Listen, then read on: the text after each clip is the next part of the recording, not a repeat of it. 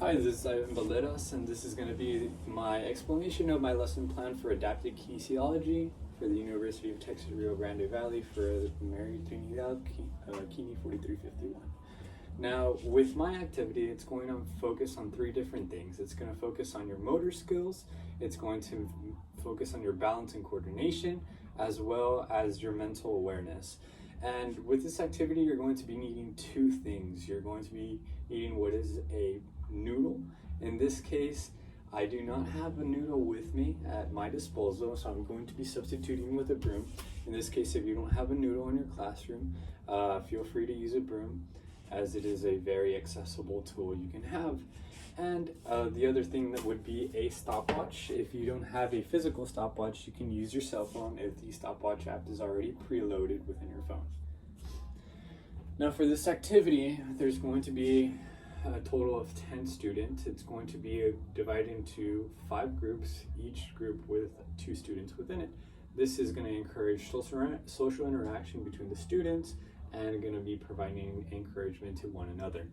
Now with this activity, if we grab the pool noodle, aka the broomstick in this case, we're going to perform one of the activities, and each activity is going to last a total of 5 minutes, which in case you have your stopwatch, you want to have it handy ready with you to start the activity and provide prompts of when to switch or alternate with partners. So in this case, with the first activity, all we're going to do is we're going to place the noodle, in this case the broomstick, right in front of us, and we're going to work on our first locomotor skill, which would be jumping over the noodle. In this case, we're going to jump forward and we're going to jump backwards. Okay.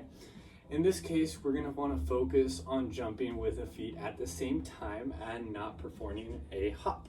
So it's very important to provide verbal cues for the student to be jumping with both feet forward and then back. For the next activity, as mentioned, we're going to be working on balance and coordination. So we're going to place a noodle right in front of the student, and we're going to have them walk as if it were a balance beam with one foot in front of the other. All right, so the student can feel free to use their arms in order to maintain this balance. If the student falls to the side, it's completely okay.